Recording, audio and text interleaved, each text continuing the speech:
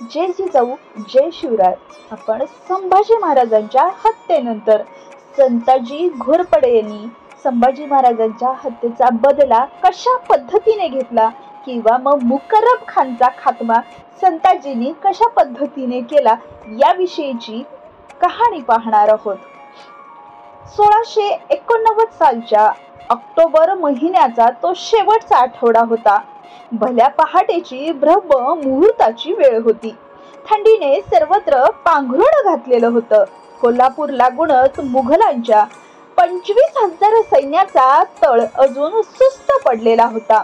कोल्हापूरचा मुघल सुभेदार मुकर्रब खान देखील अगदी बिनधोक घोरत पडलेला होता. अशातच एक जासूस हुजूर हुजूर करत ओरडत आला. तो आवाज ऐकून मुकर्रब खान असा उठला जसा तो झोपलाच नव्हता. त्यानं त्या गुप्तहेराला आवाज दिला तसा तो गुप्तहेर घामाघूम झालेला आतमध्ये आला. त्यानं घाबऱ्या घुबऱ्या आवाजातच सांगितलं, हुजूर हुजूर व मराठे व संताजी हम पर हमला करने के लिए आ रहा है. संताजीचं नाव ऐकतात आणि त्याच्या मुकर्रब खानाच्या पोटात जणू गोळाच आला. कारण संताजीचा नुसतं नाव जरी ऐकलं तरी मुघलांच्या तोंडचं पाणी पळत होतं. त्यानं त्या हेराला सांगितलं की जा आणि सर्व सरदारांना ताबडतोब इथे बोलून आण. सर्व मुघल छावणीत आता एकच गडबड उडाली होती. सर्व सरदार झाडून तिथे लगेच जमा झाले. सर्व फौजा तयार झाल्या. संताजी येत आहे हे ऐकूनच सर्वांच्या तोंडचं पाणी पळालं होतं. मुघल सैन्याची अगदी तारांबळ उडाली होती. सैन्याने लढाईची तयारी सुद्धा सुरू केली. डोळे चोळीतच ते आपली हत्यारं शोधू लागली. अगदी थोड्याच वेळात मुकर्रब खानाभोवती सर्व सरदार जमा झाले. संताजीचं नाव ऐकून सर्व मुघल दरबारांचे पाय लटलटा कापत होते. कारण संताजी म्हणजे त्यांच्यासाठी प्रत्यक्ष सैतानच होता किंवा मृत्यूचा कर्दन काळच होता. त्याच्या समोर जाऊन स्वतःचाच नाश करून घ्यायचा असं त्यांना वाटत होतं. मुकर्रब खाननं हेराला पुन्हा विचारलं की संताजी कितने फौज लेकर आ रहा है. तेव्हा त्या हेरानं सांगितलं की जास्त नाही, जास्तीत जास्त 1,500 ते 2,000 फौज असेल. तेव्हा मुकर्रब खान थोडासा मनातून शांत झाला. त्यानं आपल्या सैन्याला सांगितलं, घोडेस्वार घेऊन मी स्वतः पुढे असेल. बाकीची फौज आमच्या इशाऱ्याची वाट पाहत इथे थांबेल. जब मैं इशारा करूंगा तभी आना. ये संताजी बड़ा मक्कार है, वो कोई चालबाजी भी कर सकता है, लेकिन आज हमें उसे जिंदा नहीं छोड़ना है. त्याचं हे बोलणं ऐकून बाकीच्या मुघल सरदारांनी आपल्या माना तर डोलावल्या, पण त्यांच्या मनात ते विचार करत होते की जो संताजी फक्त 2,000चे सैन्य घेऊन औरंगजेबाची छावणीवरती घेऊन जाऊ शकतो आणि त्या छावणीचा सोन्याचा कळस कापून नेऊ शकतो, तो काय करू शकत नाही. नशीब म्हणून औरंगजेबाचं बलवत्तर होतं म्हणून तो आज वाचला, नाहीतर त्याला संताजीनं आपल्या तलवारीनेच आडवा केला असता. संताजीने फक्त 2,000ची सेना औरंग्याच्या 1,00,000 मुघल सैनिकांमध्ये घुसवून त्या औरंग्याचा डेऱ्याचा सोन्याचा कळस जणू औरंग्याचं नाक कापून न्यावं तसं नेलं होतं. पण तेवढ्यात ही संताजी शांत बसले नाहीत, कारण त्यांना महाराजांच्या मृत्यूचा बदला घ्यायचा होता. या औरंग्याला येथे सळो की पळो करून सोडायचं होतं. औरंग्याचं शिर कापून महाराजांना श्रद्धांजली द्यायची होती. म्हणूनच संताजी हा निश्चय करून मुकर्रब खानावरती चाल करून आले होते. तेथून ते रायगडावरती गेले आणि तिथे सापासारखा वेढा घालून बसलेल्या जुल्फी खानाला देखील बेदम झोडपलं. तो जुल्फी खान 5 हत्ती घेऊन पळून गेला. एवढेच नाही तर थोड्या दिवसांपूर्वी या मुकरब खानच्या सैन्यालाही संगमेश्वरवरून पळ काढावा लागला होता, तो फक्त संताजीमुळे. मुघल सैन्य पुढे पुढे पळत होतं आणि संताजी त्यांच्या सैन्याला मागून ताणून ताणून बेदम मारत होता. संताजी घोरपडे त्याच्या हातात जे सापडेल त्याच्याशी 3 प्रकार नक्कीच होत असत. एक तर तो मारला जात असे, दुसरा म्हणजे तो कैदम जखमी होऊन कैदेत पडला असेल आणि तिसरा म्हणजे त्याचं सैन्य गारद होऊन त्याला रणांगणावरच पळ काढावा लागत असे. कुठलाही शत्रू जर संताजी घोरपडेचं नाव घेतलेला नुसतं ऐकलं जरी असेल तरी तो तिथून पळ काढत होता. कोल्हापूर जवळच 1-2 मैलाच्या अंतरावरती संताजी घोरपडे, त्यांचे बंधू बहिर्जी घोरपडे, शंकराजी नारायण, विठोबाजी चव्हाण आणि इतर अनेक मातब्बर मराठी सरदार थांबलेले होते. ते घोड्यावरच बसलेले होते. त्यांचे घोडे शांतपणे मान खाली घालून आपल्या शेपट्यात झडकत होते. त्या घोड्यावर बसूनच गंभीर चर्चा चालल्या होत्या. सर्वत्र थंडी होती, पण मराठ्याचं रक्त मात्र गरम झालेलं होतं. त्यांना मुकर्रब खानाशिवाय दुसरं काहीही दिसत नव्हतं. या मोहिनीने तयारी बरेच दिवसांपासून चालली होती. ही मोहीम फत्ते करायची असं पक्क संताजी घोरपडेंनी ठरवलं होतं आणि या मोहिमेचं नेतृत्व सुद्धा घोरपडे करत होते. तो काळ मराठी दौलतीसाठी फार कठीण होता आणि खडतर होता. शंभूराजाच्या निर्घुण हत्येनंतर रायगडाला भक्कम वेढा होता. महाराणी येसूबाई आणि युवराज शाहूराजे अडकून पडले होते. रायगडची सर्व संपत्ती चालली होती. राजाराम महाराज जिंजीकडे रवाना झाले होते. मराठ्याचं मनोधैर्य खच्ची करण्यासाठी रोज नवीन अफवा मुघलांकडनं उठवल्या जात होत्या. स्वराज्याचा एक एक किल्ला आता पत्त्यासारखा कोसळून पडत होता. 5 लाखाची मोगली फौज स्वराज्यामध्ये नंगानाच करत होती. रयतेचे अतोनात हाल आणि छळ चालू होता. संपूर्ण भारतावरती राज्य करण्याची मनीषा ठेवणारा औरंगजेब आता फक्त मराठ्याच्या टिचभर राज्या वाचूनच अडला होता. मराठी स्वार्थी सरदार आपला स्वाभिमान रोज औरंगजेबाच्या पायाशी घाण ठेवत होते. स्वराज्याची बाजू सोडून ते औरंग्याला हात मिळवणी करत होते. तरीही निष्ठावान मावळे आणि निष्ठावान सरदार मात्र उपाशीपोटी जीवाच्या आकांताने त्यांना लढत होते. मराठ्यापर्यंत त्यांना रसद पोहोचवणे सुद्धा अवघड होतं. पोटात पुरेसं अन्न नव्हतं. आशेचा कुठलाच किरण दिसत नव्हता. मराठ्याचे छत्रपती राजाराम महाराज रामायणातल्या रामासारखेच वनवास भोगत होते आणि रावण असणारा औरंग्या स्वराज्याची सीता म्हणजे राजधानी रायगडाला आपल्या कैदेत ठेवून होता.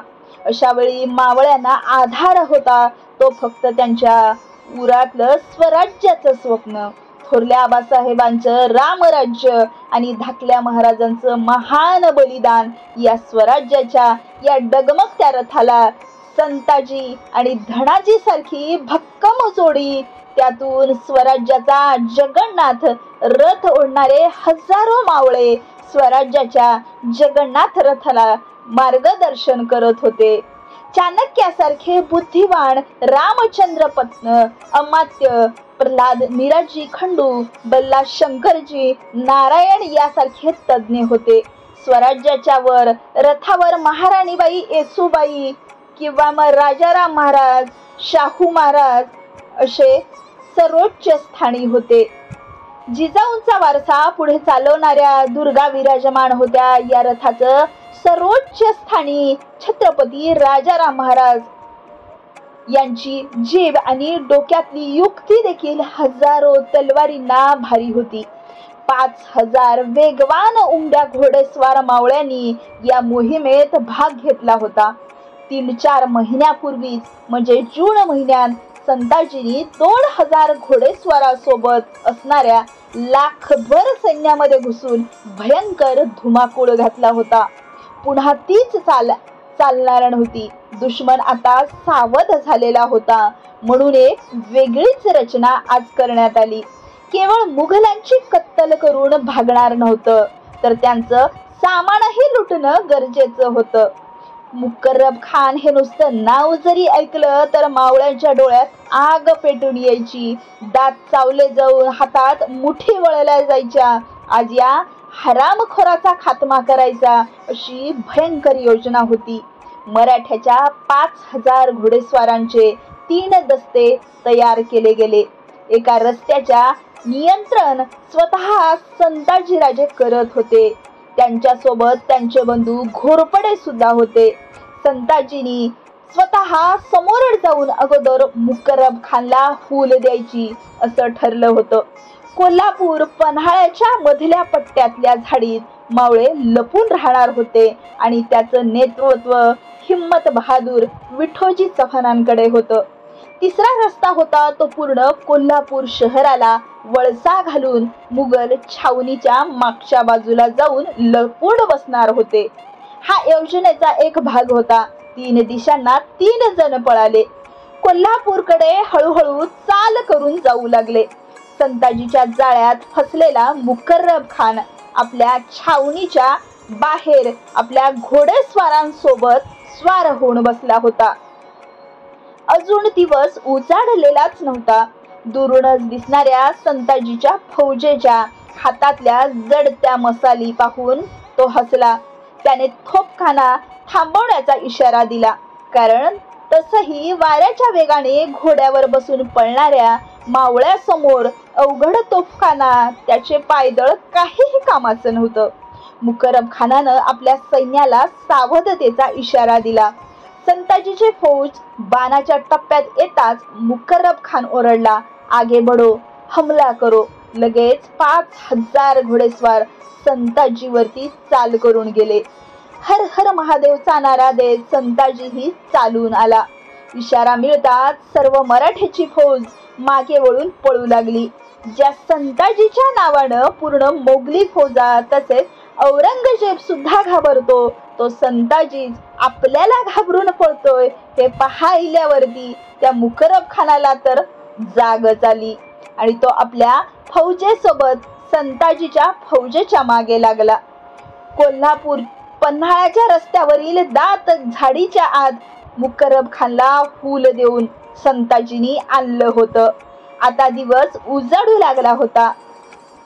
उरलेल्या म्हणजे ठरलेल्या ठिकाणावरती आल्यावरती संताजी पुन्हा मागे वळाले आणि मराठी मावळेही गरकन मागे वळाले. संताजी गालातच हसत होता आणि त्याच्या पिळीदार मिशावरती ताव देत होता. मराठी घोडेस्वार सरदारांनी एकमेकाकडे पाहिलं आणि ते सर्वजण एकमेकाकडे पाहून हसू लागले. अचानक मागे वळून पाहणारी ही फौज थांबून पुन्हा वळून आता का हसू लागली हे मोठ्या विश्वासाने लढाईला निघालेल्या मुकर्रब खानला आता हे जाणून गेला होता की आपण यांच्या गनिमी कामामध्ये पुरते फसलो गेलो आहोत. त्याला काहीच हालचाल करायला कळत नव्हतं. आता झाडाच्या चारी बाजूनी मुघलांच्या सैन्यावरती सपासप हल्ला होऊ लागला. भाले अचूक येऊ लागले आणि मुघलांचे वेध घेऊ लागले.